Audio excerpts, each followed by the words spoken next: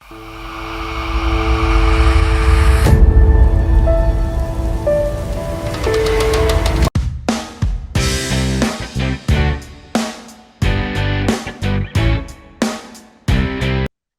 कुछ आप खाते हैं खुराक की नाली में डालते हैं। ये खुराक की नाली से निकलता है और ब्लड वेसल में चला जाता है, और ब्लड वेसल से आपकी बॉडी के हर सेल को डिलीवर हो जाता है। जी।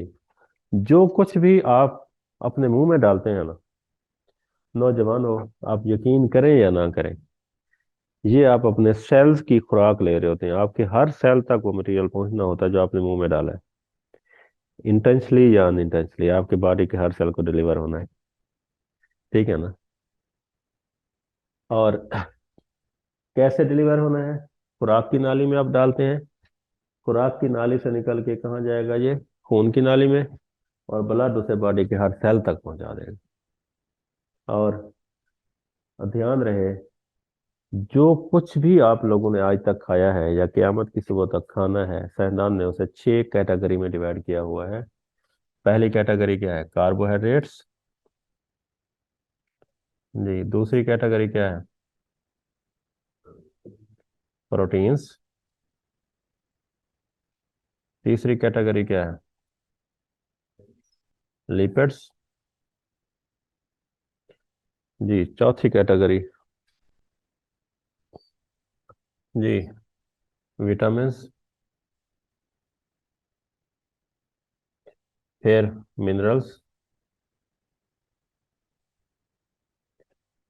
और फिर वाटर। जी। कितनी कैटेगरी हो गई जी? जी। कितनी? 6 कैटेगरी हो गई। और इधर आप थोड़ा सा, मुझे थोड़ी सी आप लोगों की तवज्जो चाहिए। जस्ट 5 मिनट तवज्जो चाहिए आप लोगों की। जी। ये कुछ मोती हैं जो मैं आप में बांटना चाह रहा हूँ। ये जो मैंने ब्लू में लिखे हैं, इनका साइज इतना स्मॉलर है, मीन विटामिन का और मिनरल का इतना स्मॉलर है कि ये खुराक की नाली से निकल के ब्लड में और ब्लड से निकल के सेल के अंदर पहुंच जाते हैं। ये जो ऊपर वाले 3 मैंने लिखे हैं, ये वाले, इनका साइज बहुत बड़ा होता है। इन्हें कूटा पीटा जाता है, ब्रेक किया जाता है, केमिकली इन्हें ब्रेक किया जाता है, छोटे यूनिट में कन्वर्ट किया जाता है, फिर वो यूनिट ब्लड में इंटर होकर सेल तक जाता है, अदरवाइज नहीं जा सकते। ये चीज है। तो कार्बोहाइड्रेट्स क्या है जी? मैं एक बताता होता हूँ, मैं देसी जुगाड़ है। हर वो चीज जो मीठी है और हर वो चीज जिससे रोटी बनाई जा सके, वो कार्बोहाइड्रेट है। जितने भी फ्रूट्स हैं, कार्बोहाइड्रेट्स हैं। ठीक है ना। गंदम, जौ, ज्वार, बाजरा, मकई, जिनसे रोटियां बन सकती हैं, ये सारे के सारे क्या हैं जी? कार्बोहाइड्रेट्स हैं। चावल कार्बोहाइड्रेट्स हैं। आलू, जी, पोटैटो, ये कार्बोहाइड्रेट्स हैं। मकई की रोटी, गंदम की रोटी, ये क्या है? कार्बोहाइड्रेट है। एक कैटेगरी समझ आ गई ना कि कार्बोहाइड्रेट से मेरी क्या मुराद है। और प्रोटीन, जितनी भी दालें और गोश्त हैं, जितनी किस्म का गोश्त है, जी, और जितनी किस्म की दालें हैं, सारी की सारी क्या हैं जी? जी, प्रोटीन है। अब समझ आ गई कि प्रोटीन से मेरी क्या मुराद है। बीफ है, मटन है, चिकन है, फिश है, सारी की सारी चीजें क्या हैं जी? प्रोटीन है। अच्छा, लिपिड क्या है जी? ये फैट्स और ऑयल जितने भी हैं, सारे के सारे क्या हैं जी? लिपिड्स हैं। अगर सॉलिड हालत में होगा तो उस लिपिड को हम फैट बोलते हैं। अगर लिक्विड हालत में होगा तो हम उसे ऑयल बोलते हैं। ये सोयाबीन ऑयल, सनफ्लावर ऑयल, जी, सरसों का तेल, जितने भी ऑयल हैं, सारे के सारे ऑयल हैं। और वनस्पति घी, देसी घी, बटर, चर्बी, ये सारे क्या हैं? फैट्स हैं। ये जो 3 कैटेगरी मैंने बताई हैं कार्बोहाइड्रेट्स, प्रोटीन और लिपिड्स, ये खुराक की नाली से नहीं निकल सकते जब तक इन्हें समाला यूनिट में कन्वर्ट ना किया जाए। और कार्बोहाइड्रेट्स, प्रोटीन और लिपिड्स का समालर यूनिट में कन्वर्ट करने का नाम ग़िज़ा का हजम होना है, ग़िज़ा का डाइजेस्ट होना है। और हजम होने से मुराद ये है कि कार्बोहाइड्रेट्स, प्रोटीन और लिपिड को इतना छोटा किया जाए कि ये खुराक की नाली से निकल के ब्लड में शामिल हो सके ताकि सेल्स को जा सके। ये हजम होना है, ये डाइजेशन है। जी, क्लियर है? जी सर। जी अच्छा जी। और सेल के अंदर क्या करते हैं ये तीनों चीजें जाके? कार्बोहाइड्रेट को ग्लूकोज में कन्वर्ट किया जाता है, और ग्लूकोज क्या देता है? एनर्जी देता है, ग्लूकोज। और प्रोटीन और लिपिड क्या करती हैं? हमारे सेल का जो स्ट्रक्चर है उसमें 60% प्रोटीन और 40% क्या है जी? लिपिड। मतलब आपकी सेल मेम्ब्रेन किससे बनी है? प्रोटीन और लिपिड से। न्यूक्लियर मेम्ब्रेन कैसे बनी है? प्रोटीन और लिपिड से। मिटोकॉन्ड्रिया की मेम्ब्रेन किससे बनी है? प्रोटीन और लिपिड से। राइबोसोम किससे बने हैं? प्रोटीन और लिपिड से। रेशियो क्या है? Protein 60%, lipid. मतलब आपका जो ढांचा है, आपकी हड्डियां हैं, आपका गोश्त है, आपके जिस्मानी अज़ा हैं, वो किससे बने हुए हैं जी? प्रोटीन और लिपिड से। और आपकी बॉडी को चलाने के लिए जो फ्यूल है उसके तौर पर क्या काम करता है जी? कार्बोहाइड्रेट काम करता है, ये एज ए फ्यूल काम करता है। और विटामिन और मिनरल क्या काम करते हैं जी? जी, ये आपकी बॉडी के अंदर मुख्तलिफ होने वाले जो केमिकल रिएक्शंस हैं उनकी स्पीड को मेंटेन करते हैं। और पानी क्या करता है? पानी दो काम करता है। एक, आपकी बॉडी के अंदर ट्रांसपोर्ट करता है, जो भी चीजें जाती हैं तैर के जाती हैं। आपके ब्लड प्लाज्मा के अंदर 92% वाटर है। मतलब ये ब्लड जो है ये एक ऐसी, यूं कहते हैं कि नदी है जिसमें 90%, 92% प्लाज्मा में पानी है, और 8% बाकी चीजें। आप अंदाजा करें कि नेचर ने आपकी ब्लड, आपकी बॉडी के अंदर पूरा एक नहरी निजाम जारी किया हुआ है। जी, ब्लड सर एक काम सर्कुलेशन है। सर्कुलेशन से मुराद ट्रांसपोर्टेशन ऑफ मटीरियल्स है। हम्म। और नौजवान, दूसरा काम ये क्या करता है? आपकी बॉडी का टेम्परेचर कंट्रोल करता है। ये कूलेंट एजेंट के तौर पर काम करता है आपकी बॉडी के अंदर। आप हैरान रह जाएंगे कि ब्लड किस तरह जो है ना आप लोगों को फैसिलिटेट कर रहा है। जी, आइडिया हुआ? साइंसदानों ने कार्बोहाइड्रेटों को 3 हिस्सों में तकसीम किया हुआ है।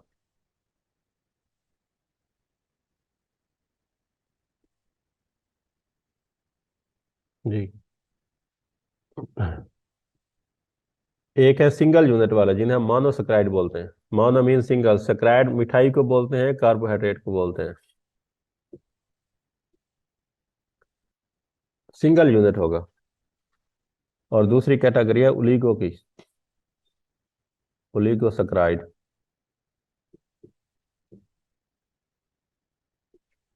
इसमें अगर 2 से लेकर 9 तक यूनिट्स आपस में जुड़े हुए हों तो उस मॉलिक्यूल को हम बोलते हैं ओलिगोसैकेराइड। सिंगल होगा तो मोनो, 2 होंगे तो डाई, 3 होगा तो ट्राई, 4 होंगे तो टेट्रा, टेट्रासैकेराइड, 5 होंगे तो पेंटासैकेराइड, 6 होंगे तो हेक्सासैकेराइड, 7 होंगे तो हेप्टासैकेराइड, 8 होंगे तो ऑक्टासैकेराइड, 9 होंगे तो नैनासैकेराइड।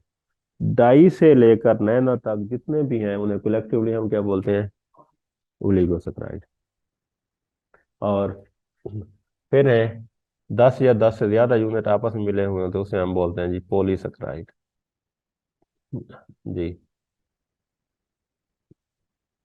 अच्छा, मोनोसैकेराइड की मिसाल ग्लूकोज। दूसरी मिसाल फ्रक्टोज। तीसरी मिसाल गैलेक्टोज। ग्लूकोज, फ्रक्टोज और गैलेक्टोज। ओके। अच्छा, अगर दो ग्लूकोज के मॉलिक्यूल आपस में जुड़े हुए हों तो वो क्या होगा? डाइसैकराइड और फिर इस कैटेगरी में आएगा। अगर 10 ग्लूकोज के मॉलिक्यूल, 1, 2, 3, 4, 5, 6, 7, 8, 9, जी 10, अगर 10 आपस में नत्थी होंगे चेन के जरिए, बॉन्ड के जरिए, तो इसे हम क्या बोलेंगे जी? पॉलीसेक्राइड। जी। और एक चीज और ध्यान से सुनिएगा, अगर आप अलर्ट बैठे हैं तो ये बात बताता हूँ, वरना नहीं बताता। अलर्ट है? मोनोसेक्राइड जितने भी हैं सारे फोटोसिंथेसिस के प्रोसेस के जरिए तैयार होते हैं। फोटोसिंथेसिस के जरिए मीन पौधे मिट्टी से क्या लेते हैं? पानी। हवा से क्या लेते हैं? Carbon dioxide. सूरज की रोशनी की वजह से क्या बना देते हैं? C6H12O6 प्लस क्या बना देते हैं? ऑक्सीजन। तो ये C6H12 वो क्या है? ग्लूकोज है। अगर 10 या 10 से ज्यादा ग्लूकोज के मॉलिक्यूल अटैच हों तो फिर हम क्या बोलते हैं जी? पॉलीसेकेराइड। आपने कहा था अलर्ट हैं, तो आप सुने। तो ये गंदम के पौधे क्या करते हैं जी? फोटोसिंथेसिस। गन्ने का पौधा क्या करता है जी? फोटोसिंथेसिस। आलू क्या करते हैं जी? फोटोसिंथेसिस। हम्म। और मकई का पौधा फोटोसिंथेसिस करते हैं ना, फोटोसिंथेसिस पत्ते उनके। तो वो क्या बनाते हैं जी? ग्लूकोज बनाते हैं ना। अब अच्छा लगता है यार जब नौजवान सामने बैठे होते हैं, सुन रहे होते हैं, वाह वाह कर रहे होते हैं, और चंगेज खान की तरह हल्का हल्का मुस्कुरा रहे होते हैं। वाह, दिल बाग बहाना हो जाता है भाई। अच्छा, वापस आते हैं। तो सारे पौधे क्या करते हैं जी? फोटोसिंथेसिस। फोटोसिंथेसिस में क्या करते हैं जी? अब ग्लूकोज को जखीरा करने का अंदाज हर किसी का अपना अपना है। गंदम का पौधा कहाँ जखीरा करता है ग्लूकोज को? अपने सीड के अंदर, बीज के अंदर। हम्म। और अब छोटे से बीज के अंदर बहुत ज्यादा ग्लूकोज जखीरा करनी है, तो गंदम का पौधा क्या करता है? 10 या 10 से ज्यादा ग्लूकोज के मॉलिक्यूल को एक दूसरे के साथ नत्थी कर देता है। तो ये क्या बन जाता है? पॉलीसेकेराइड। गंदम के सीड के अंदर क्या होता है? आटा। आटा क्या है? पॉलीसेकेराइड है। और टेक्निकली इस पॉलीसेकेराइड को हम बोलते हैं स्टार्च। जो गंदम का पौधा है वो अपने अंदर क्या बनाता है जी? स्टार्च बनाता है ग्लूकोज। अब आपने जब ग्लूकोज इनटेक की, मीन गंदम की रोटी तोड़ के खाई, तो आपका डाइजेस्टिव सिस्टम क्या करता है? आपकी खुराक की नाली क्या करती है? इस ग्लूकोज का जो बॉन्ड है दूसरे ग्लूकोज के साथ, दूसरे का तीसरे के साथ, तीसरे का चौथे के साथ, चौथे का पांचवें के साथ, पांचवें का छठे के साथ, छठे का सातवें के साथ, सातवें का आठवें के साथ, आठवें का नवें, और नवें का 10वें के साथ तोड़ देती है। ये तस्बीह के दाने हैं ना, आप धागा काट दें तो एक एक मोती अलग जा गिरेगा। तो इसी तरह जब एक एक मोती अलग हो जाता है यहाँ पे खुराक की नाली के अंदर, तो ये मोती इतने समालर हैं कि खुराक की नाली से गुजर के कहाँ आते हैं? ब्लड के अंदर। ब्लड उठा के कहाँ फेंक देता है जी? सेल के अंदर। और सेल के अंदर ग्लाइकोलाइसिस होती है, ग्लूकोज को तोड़ के एनर्जी हासिल की जाती है, उस एनर्जी से आप मूव करते हैं। नुक्ता समझ आ गया? अच्छा जी। अब इसी तरह आलू का पौधा ये करता है।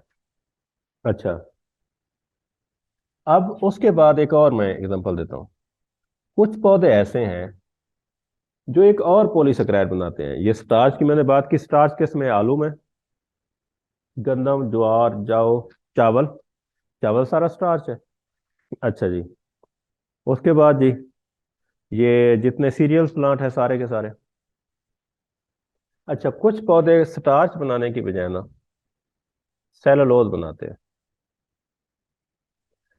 सेलुलोज भी 10 या 10 से ज्यादा ग्लूकोज का कॉम्बिनेशन है, लेकिन सेलुलोज का जो बॉन्ड है ना वो थोड़ा मुख्तलिफ है स्टार्च से।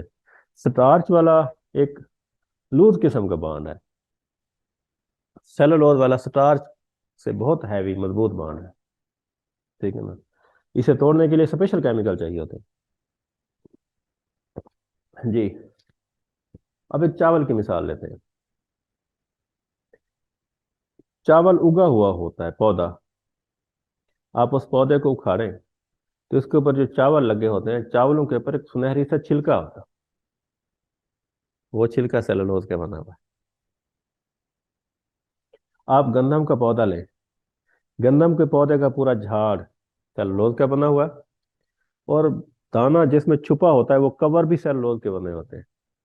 और इवन चावल के गंदम के दाने के ऊपर एक बारीक सा पर्दा होता है। आप गंदम की एक मुट्ठी भरे ना, तो आपके हाथ में अच्छे खासे दाने आते हैं, उनके ऊपर एक ब्राउन कवर होता है।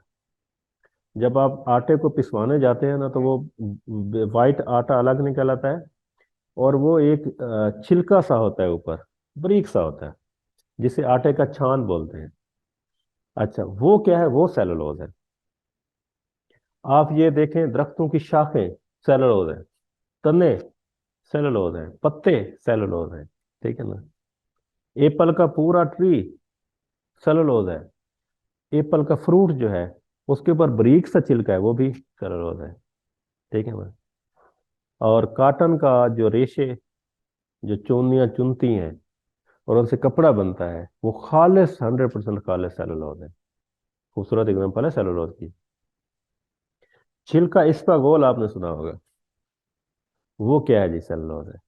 अच्छा, अब इंसानी डाइजेस्टिव सिस्टम इससे डाइजेस्ट कर सकता है, सेलुलोज को नहीं कर सकता। लेकिन जो एनिमल्स हैं, जैसा कि जेबरा है, जैसा कि नील गाय है, वो क्या कर सकते हैं? सेलुलोज को डाइजेस्ट कर सकते हैं। एक और पौधा है जी, पौधे का नाम है जी शुगर केन, गन्ना। जी, शुगर केन जो है, फोटोसिंथेसिस करता है। कुछ शक है क्या? करता है। वो दो सक्राइड मोनोसक्राइड बनाता है, एक है ग्लूकोज और दूसरा, मुनीर? फ्रक्टोज, वेरी गुड जी। दो चीजें बनाता है, एक ग्लूकोज और दूसरा क्या बनाता है? फ्रक्टोज। जी। अब ये कहाँ ले आता है? अपने राड के अंदर, अपने तने के अंदर, किन को? ग्लूकोज को भी और फ्रक्टोज को भी ले आता है। अब ये जो केमिकल कहाँ है जी? उसके तने के अंदर मौजूद है जी। गन्ने के तने के अंदर, गन्ना इस तरह उगा हुआ है, उसके अंदर कौन मौजूद है? ये दोनों। अच्छा, अब जब अक्टूबर आता है या सितंबर आता है, तो किसान जो है गन्ने को पानी देना बंद कर देता है, ताकि पानी की कमी हो। सूरज की धूप पड़ती है सितंबर की, नवंबर की, सितंबर की, अक्टूबर की, तो गन्ने में से पानी एवापोरेट हो जाता है। जब पानी की डेफिशिएंसी होती है, तो ग्लूकोज और फ्रक्टोज दो लोग आपस में बांड बना लेते हैं। पहले ये एक मोनोसैकेराइड था और ये था दूसरा मोनोसैकेराइड। अब क्या बन गया? डाइसैकेराइड। मतलब अगर दो यूनिट एक दूसरे से बांड बना के जुड़े हुए हों, तो हम उसे क्या बोलते हैं जी? डाइसैकेराइड। तीन जुड़े हों तो ट्राइसैकेराइड, चार हों तो, ये दो जुड़े हुए हैं, एक कौन है? ग्लूकोज, दूसरा कौन है? अच्छा, ये डाइसैकेराइड है। अब अगर आप डाइसैकेराइड इसको खाएं, तो इसकी शेप यूं है ना, ये आपकी खुराक की नाली से निकल के ब्लड में नहीं जा सकता। इसलिए जरूरी है कि ये बांध तोड़ा जाए, ताकि ग्लूकोज अलग हो जाए, फ्रक्टोज अलग हो जाए। आप गन्ने का रस पी लें, आप गुड़ खा लें, उसके अंदर क्या है? ये डाइसैकेराइड है। इस डाइसैकेराइड का नाम टेक्निकली यार लोगों ने रखा हुआ है क्या? सक्रोज। सक्रोज इसका नाम है। और हम गन्ना काट के फैक्ट्री में देते हैं, फैक्ट्री वाले सक्रोज अलग करते हैं, 50 किलो के थैलों में भर के शॉप पे ले आते हैं। हम जो है क्या करते हैं? बाजार से खरीदते हैं, और चाय में सक्रोज का 1 चम्मच अब हमारी नाइंसाफी देखें कि हम सक्रोज को सीधे नाम से नहीं बुलाते, हम उसे चीनी कह देते हैं, शुगर कह देते हैं, खंड कह देते हैं, खांड कह देते हैं, मिठास कह देते हैं, लेकिन हम उसे सक्रोज नहीं कहते। सर अगर किसान पानी ही लगाता रहे हाँ। तो तो उसमें से देना होता है, तो फायदा नहीं है अगर अच्छा, उसमें होता यह है कि फिर उसके अंदर ग्लूकोज ग्लूकोज रहेगा, फ्रक्टोज फ्रक्टोज रहेगा, सक्रोज की मिकदार कम होगी। जो फैक्ट्री वाले होते हैं वो उस गन्ने के अंदर एक वो उसका रस लेके उसका टेस्ट करते हैं कि इसमें सक्रोज कितना है, तो फिर उसे कम पैसे मिलते हैं, क्योंकि वो सक्रोज के यूनिट के हिसाब से पैसे देते हैं। मतलब जितना कम सक्रोज होगा उतनी कम चीनी निकलेगी, उतनी कम चीनी निकलेगी तो किसान को पैसे थोड़े मिलेंगे। ये चीज है। अच्छा, आप देख रहे हैं कि आप चाहे पॉलीसेकेराइड खा रहे हैं या आप डाइसेकेराइड खा रहे हैं। अच्छा, एक और खूबसूरत मिसाल, जो मिल्क है उसके अंदर दो सक्रोज हैं, सॉरी दो उसमें मोनोसेकेराइड हैं। एक ग्लूकोज है और दूसरा गलेक्टोज है, ऐसे ना। अब इसमें आप थोड़ा सा रस डाल दें, सिरका डाल दें, थोड़ा सा तेजाब डाल दें, थोड़ा सा उसमें आप लस्सी डाल दें, तो पानी अलग हो जाता है और ये आपस में चिपक जाते हैं। कौन? ग्लूकोज और गलेक्टोज। आप इसे दही बोलते हैं, ठीक है ना। तो दही क्या है? दही सैकराइड है, ठीक है ना। और इसका टेक्निकल नाम क्या है दही का? लैक्टोज। तो ये किसी की मिसाल दे रहा हूँ, ओलिगोसैकराइड की। पहली मिसाल ओलिगोसैकराइड की मैंने सक्रोज दी है, दूसरी लैक्टोज दी है। अगर आप दही खा ले तो क्या होगा? दही को हजम करना पड़ेगा। और यहाँ पे एक और नुक्ता समझे, अब एक और पॉइंट समझे यहाँ पे। जो हनी है, शहद, माखी, हनी भी परिंदों पे ये उड़ती है फूलों पे और रस चूसती है और हनी बना देती है। शहद से वाकिफ है सारे लोग। ये क्या है जी? फ्रक्टोज है। आपने कभी नोट किया है कि किसी को सर्दी लगे गाँव में, घर में, या उसे कुछ बीमार हो जाए, तो हम उसे क्या कहते हैं जी? इसे शहद का एक चम्मच चटवा दें, एक चम्मच शहद दे दें। क्यों? हम चीनी का चम्मच क्यों नहीं देते? वो भी तो मीठी है, वो भी मीठी है, वजह। ये फ्रक्टोज मोनोसेक्राइड है। क्या है? आपने बीमार बंदे के मैदे में डाली, सिंगल है ना, डाइजेशन की जरूरत तो नहीं है ना। तो 1 मिनट के अंदर अंदर यहाँ से निकल के ब्लड में, दूसरे मिनट के अंदर सेल के, और फ्रक्टोज से एटीपी बनना शुरू हो गई, बंदा एक्टिव हो गया।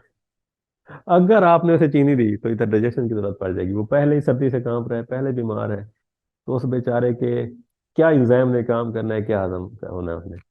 याद रहे, फ्रक्टोज जो है वो खालिस मोनोसेक्राइड है। फौरन ही दूसरे मिनट के अंदर अंदर उसके सेल के अंदर एटीपी बनना शुरू हो जाएगी।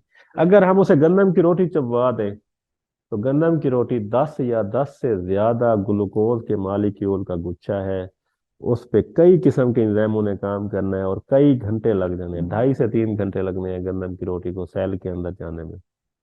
और 2.5 3 घंटे में मरीज गुजर जाएगा। ठीक है ना। पेशेंट में जब ग्लूकोज भी लगाते हैं। बिल्कुल। दूसरा तरीका ये है कि आप देखते हैं ना, कोई मरीज बेहोश हो गया है, ये हो गया है, वो हो गया है, उसके एंजाइम काम छोड़ गए हैं, तो आपने क्या किया? ड्रिप ग्लूकोज की ड्रिप लगा दी उसे ऊपर, टिप टिप। वो पूरा लीटर ग्लूकोज का महलूल आपने उसके ब्लड में डाल दिया।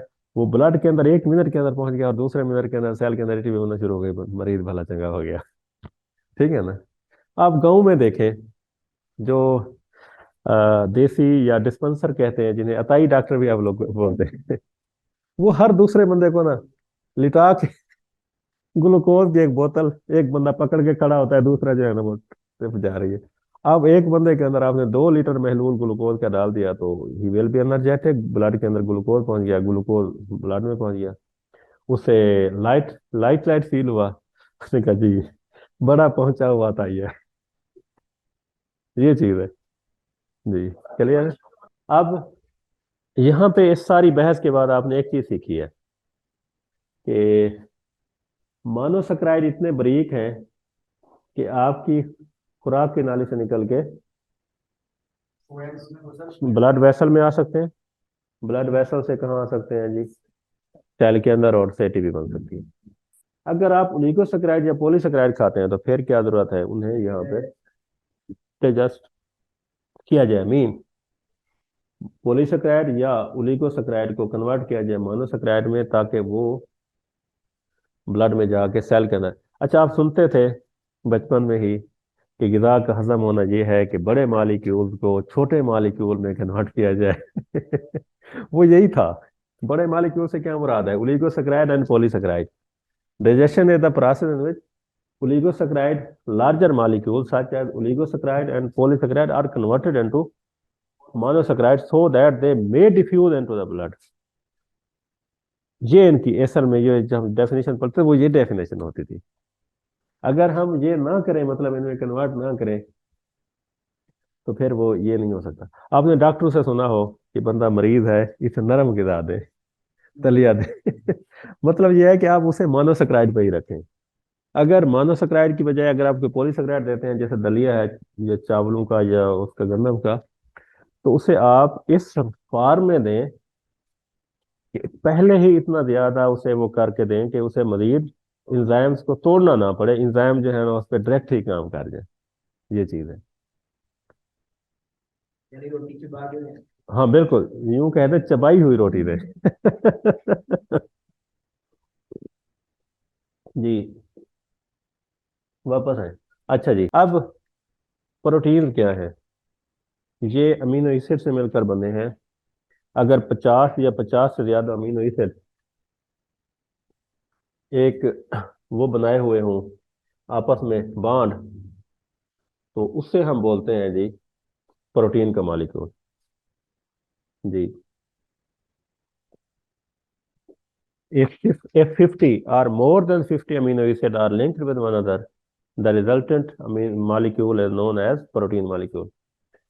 ये किस तरह होते हैं जी? 1, 2, 3, 4, 5, 6, 7, 8, 9, 10। 1, 2, 3, 4, 5, 6, 7, 8, 9 और 10। ये 10 की लड़ी हो अगर, ये दूसरे 10, ये तीसरे 10, ये चौथे 10, ये पांचवें 10, कितने हो गए? 50। अगर ये यूं लिंक्ड हो 50 एक दूसरे के साथ, तो इस मॉलिक्यूल को हम क्या बोलेंगे जी? प्रोटीन मॉलिक्यूल बोलेंगे। और दिलचस्प बात, आप हैरान रह जाएंगे कि हमारी जो खुराक की नाली है उसमें सिर्फ एक एक अमीनो एसिड अलग हो तो गुजर सकते हैं, वरना नहीं गुजर सकते। जी। और हमारा डाइजेस्टिव सिस्टम क्या करता है? इस बॉन्ड को तोड़ता है, इसको तोड़ता है, और एक एक अमीनो एसिड अलग करता है। एक एक अमीनो एसिड जो है वो ब्लड से निकल के, सॉरी, खुराक की नाली से निकल के कहाँ आता है? ब्लड में। और ब्लड में कहाँ फिर रहा होता है जी? ब्लड से सेल के अंदर। और सेल के अंदर कल के लेक्चर में हमने पढ़ा था, या परसों के लेक्चर के अंदर हमने पढ़ा था, जिसमें हमने ये देखा था कि अमीनो एसिड इधर मूव कर रहे होते हैं, और जो ट्रांसफर आरएनए होता है वो इन्हें पकड़ता है और रेबोसोम को दे देता है, और रेबोसोम में से फिर प्रोटीन बना देते हैं। हीमोग्लोबिन भी प्रोटीन है। और अभी हम पढ़ रहे थे कल, एंटीबॉडीज भी प्रोटीन है, हमारी हड्डियां भी प्रोटीन है, हमारे गोश्त, हमारे सेल का 60% हिस्सा प्रोटीन है। इससे स्ट्रक्चर बनता है। ओके। और अगर दूसरी बात ये सुनो, तो दूसरे लोगों में यूं कह दूं, डाइजेशन ऑफ प्रोटीन से क्या मुराद है? डाइजेशन ऑफ प्रोटीन से मुराद ये है कि प्रोटीन एक बड़ा मॉलिक्यूल है, इसे किस में कन्वर्ट कर देना? अमीनो एसिड में कन्वर्ट कर देना, so that it may diffuse into the blood and to reach the cell, and cell may make again protein। याद रहे, गोश्त खाने से गोश्त बनता है। अगर आप प्रोटीन खाएंगे तो अमीनो एसिड आपके ब्लड में जाएंगे। जी। और फैटी एसिड और कोलेस्ट्रॉल क्या है? सॉरी, लिपिड्स क्या है? फैट्स एंड ऑयल्स हैं। इसको एक टेस्ट किया जाता है जिसे हम पेपर टेस्ट कह दें, कि आप पेपर पे रखें लिपिड को और फिर उठा लें। अगर तो पेपर पे दाग पड़ जाए और आर पार नजर आने लगे, तो वो लिपिड है, दोबारा नहीं है। मिसाल के तौर पर चीनी पड़ी है, आप देखना चाह रहे हैं लिपिड है या नहीं। थोड़ी सी उठा के कागज पे रखें और फिर उसे वापस रख दें, तो कागज को देखें कि धब्बा तो नहीं पड़ा, लिहाजा ये लिपिड नहीं है। हलवा पूरी। अच्छा, इवन कि आप जो है ना, एक घी है, उसको यहाँ से चम्मच भर के कागज पे रखें और फिर उठा लें तो कागज के ऊपर ब्लाट छोड़ देता है। ये क्या है जी? लॉन्ग चेन्स हैं फैटी एसिड और कोलेस्ट्रॉल की। मीन सैकड़ों फैटी एसिड कोलेस्ट्रॉल आपस में जुड़े हुए हैं और एक प्रोटीन का मॉलिक्यूल बना हुआ है। क्लियर? सैकड़ों फैटी एसिड एक दूसरे से जुड़े हुए हैं। और डाइजेशन से क्या मुराद है? एक एक फैटी एसिड और कोलेस्ट्रॉल को अलग करना। एक एक फैटी एसिड को अलग करना, ताकि वो क्या करे, ब्लड में जाए, ब्लड से सेल में जाए। और सेल क्या करते हैं जी उससे? दोबारा लिपिड बनाते हैं। उस लिपिड से सेल क्या करते हैं जी? स्ट्रक्चर बनाते हैं। ओके। और अगर, हाँ, आप ये चीज समझ आई, डाइजेशन से क्या मुराद है? Conversion of polysaccharide polysaccharide protein और lipid into smaller molecule such as monosaccharide amino acid fatty acid and glucose. अच्छा जी, अब जो चीज मैं जरा डिस्कस करने लगा हूँ आप लोगों से, ध्यान रहे, जो चीज मैं आपको अब बताने लगा हूँ वो ये कि फेट क्या है इनकी, मुकद्दर क्या है इनका। आपने कार्बोहाइड्रेट खाए हैं, इनने कहाँ जाना है? आपके सेल्स के अंदर। वहां से इन्हें को जला के इनसे क्या बनानी है? ATP, energy. अगर आप ज्यादा खा रहे हैं कार्बोहाइड्रेट, तो ये कार्बोहाइड्रेट कहाँ जाएंगे? आपके लीवर के अंदर, कलेजी के अंदर, वहां ग्लाइकोजन के फॉर्म में स्टोर कर लिया जाएगा। आप देखते हैं, आपने खाना खाया, 4 घंटे बाद आपको भूख लगती है, लगती है? आप खाना नहीं खाते, फिर भूख खत्म हो जाती है। क्यों? क्योंकि वो लीवर के अंदर जो कार्बोहाइड्रेट पड़े थे वो दोबारा ब्लड में आ गए, एक लम्हे के लिए पैसिफाई हो गए। ठीक है ना? बार बार भूख लगे तो इधर आपको कुछ होने लगता है, लीवर को बार बार जब इंटैक किया जाता है ना, ग्लाइकोजन ग्लूकोज रिलीज करो, तो यह एक चुभन सी फील होती है। आप 2 दिन भूखा रह के देखें, मीन एक पूरा दिन, तो एक वक्त ऐसा आता है कि ऐसे लगता है यहाँ कुछ पेन सा हुआ है, पिंचिंग सा हुई है, लीवर के अंदर से वो सारी ग्लूकोज निकाली जा रही होती है जो उसने स्टोर की होती है। मीन कुछ ग्लूकोज सेल्स के अंदर चली जाती है, कुछ लीवर के अंदर स्टोर हो जाती है। अगर आप लीवर के अंदर स्टोर पड़ी है और आप बार बार खा रहे हैं, ब्लड के अंदर भी खाता पूरा हो गया है, फिर भी आप कार्बोहाइड्रेट खाए जा रहे हैं, खाए जा रहे हैं, फिर क्या होता है? आपकी बॉडी इस ग्लूकोज को, मीन कार्बोहाइड्रेट को, कन्वर्ट कर देती है चर्बी के अंदर, फैट्स के अंदर। क्योंकि फैट्स को लंबे अरसे के लिए स्टोर किया जा सकता है, ग्लूकोज को नहीं। ग्लूकोज को सिर्फ लीवर के अंदर स्टोर किया, बाकी कहीं नहीं किया जा सकता। जो फालतू ग्लूकोज है, बॉडी उसे चर्बी में कन्वर्ट करके आपकी बॉडी में मुख्तलिफ जगहों पे क्या कर देती है जी? स्टोर कर देती है। हम्म। आप फैटी हो जाते हैं, चर्बी आ जाती है। ओके। अच्छा, अगर आप फाकों में चले जाएं, फाके कर रही हो आप, किसी ऐसे अनजान जजीरे पर चले जाएं जहाँ खुराक ना मिले, तो बॉडी क्या करेगी? हाँ जी। जी। हाँ जी बन जाए। बॉडी क्या करती है? बॉडी जो ग्लूकोज है उसे कंज्यूम करती है।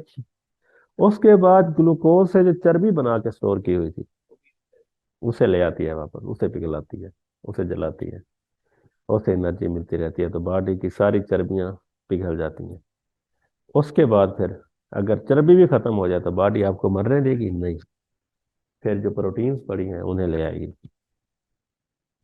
और इस तरह जब प्रोटीन खत्म हो जाएगी तो आपकी बॉडी के सेल तोड़ तोड़ के उनसे आपका सेल 60% इसका, वाल जो है 60% प्रोटीन है और 40% लिपिड है, आपकी बॉडी के सेल्स घटना शुरू हो जाएंगे। कम होते होते आपका गोश्त और फिर उसके बाद आपकी हड्डियां तोड़ ताड़ के आपको खिला दी जाएंगी, एनर्जी दी जाएगी। तो जब भी आपने देखा कि आप रोजे की हालत में हो, आपको एक्टिविटी कर रहे हो, तो आप एग्जॉस्ट हो जाते हैं। अगर आप सोए पड़े रहे, मूव ना कर रहे हो, तो फिर आप रिलैक्स रहते हैं, क्योंकि जितना आपकी एनर्जी कंजप्शन बढ़ती है उतना आपकी बॉडी से ये चीज़ें निकाल के दे दी जाती हैं। क्लियर है? जी, इस पे लिख लोगे आप। जी सर। जी, आज के लिए इतना रखते हैं, कल यहीं से शुरू कर देंगे। जी, आप लोगों का कोई सवाल हो, कोई जवाब हो।